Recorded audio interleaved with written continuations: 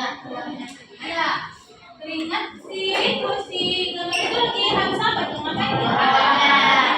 Di sini ada gambar seorang pria, itu dia selesai olahraga. Jadi di situ dia menghasilkan zat sisa, di mana dia dengan menghasilkan keringat. Jadi manusia itu mengeluarkan zat sisa dengan apa aja? Berkeringat dengan urin dan feses kan kita manusia. Nah di sini itu kemudian menghasilkan zat sisa yang mampu mengeluarkan zat buangan atau sisa dari dalam tubuh kita sendiri.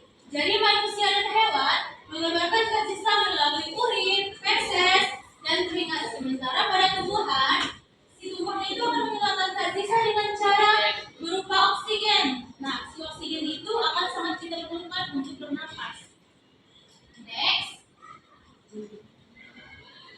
Di sini ada urutan takson makhluk hidup. Nah, jadi takson itu yang bagaimana?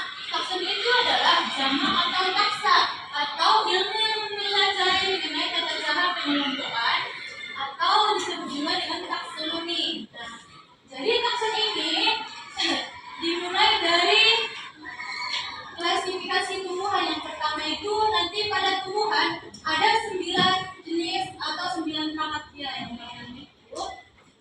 Ada yang dikatakan dengan kingdom. Coba buka bukunya. Apa yang dikatakan dengan kingdom? Kingdom itu apa?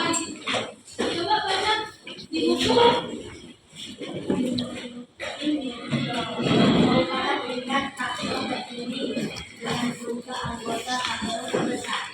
Iya, jadi di sini kingdom itu adalah tingkatan takson tertinggi, makanya dia berada di paling atas. Nah, urutan pertama itu ada kingdom.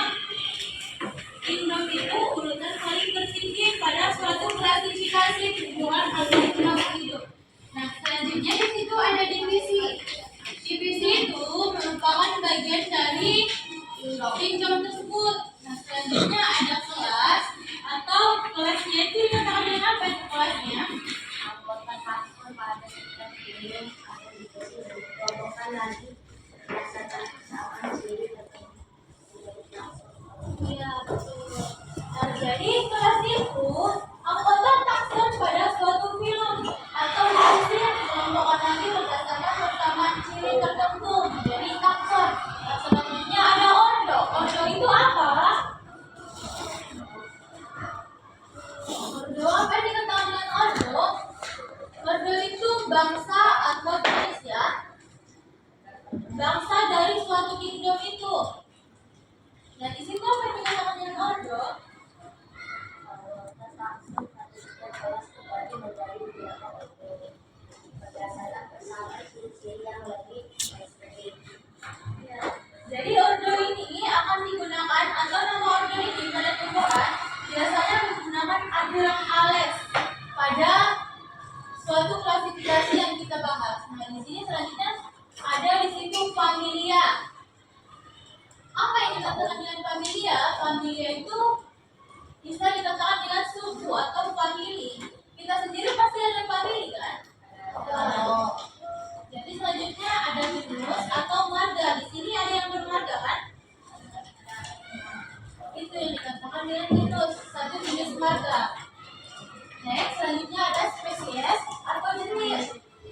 Nah, lanjut dia ada subspesies. Jadi di sini tuh jenis itu akan beranak pinak dia. Nanti ada anaknya dari sini.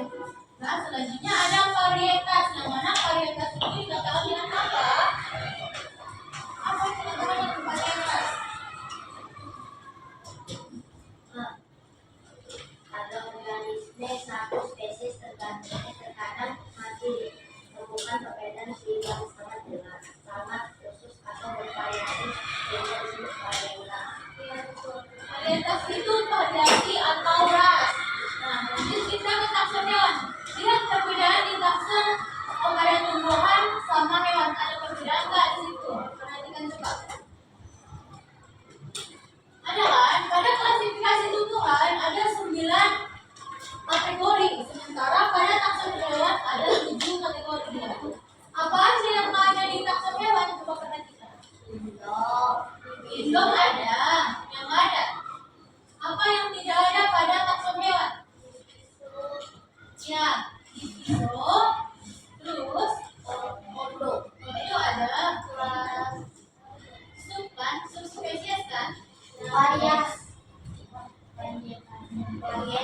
Ya, varietas, subspesies sama spesies itu ada. Nah, kita next.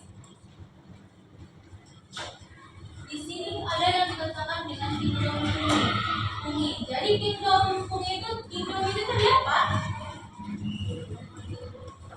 Urutan tertinggi dari suatu takson kan?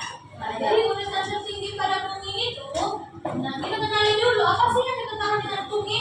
Fungi itu sendiri adalah kingdom dari organisme eukaryotik bersifat heterotrof. Heterotrof apa yang dikatakan heterotrof? Heterotrof. Ada kan? Kemarin kita bahas.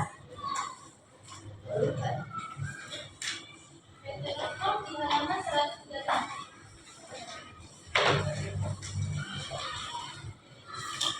Organisme yang mendapatkan energi dari organisme lain. Ya betul. Jadi heterotrof itu sendiri organisme yang mendapatkan energi dari organisme lain. Jadi contohnya itu pada fungi. Nah, fungi itu kan dikatakan dengan jamur. Kalian perhatikan di situ ada gambaran apa aja? Iya. Di situ ada tempe. Kok bisa sih diambil contohnya itu tempe? Ada apa dengan tempe itu?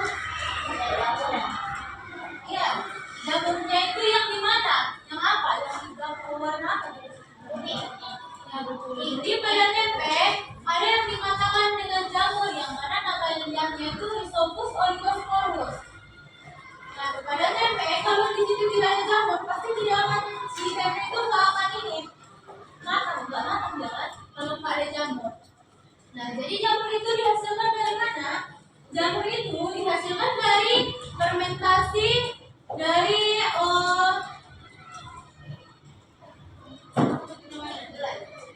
enggak, yang putih nanti gitu ya. Apa sih yang putih? Apa yang beratum?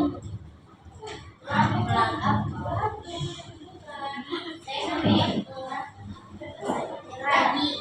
Iya betul, ragi. Nah, jadi tempe itu jamurnya itu akan dihasilkan dari hasil fermentasi ragi yang dikasih pada kacang kedelai. Maka si tempe bisa dia makan, bisa kita makan. Nah, next. Di sini ada kesimpulan tentang klasifikasi makhluk hidup. Yang mana kesimpulannya itu suatu cara mengelompokkan makhluk hidup berdasarkan kesamaan ciri yang dimilikinya. Nah, tujuannya untuk mengklasifikasikan makhluk hidup itu sendiri adalah untuk mempermudah kita mengenali, membandingkan, dan mempelajari suatu makhluk hidup dari dia tumbuh sampai dia berkembang sampai dia kembali mati. Nah, jadi di sini Miss ada LKPD lembar pengamatan kesertaan diri.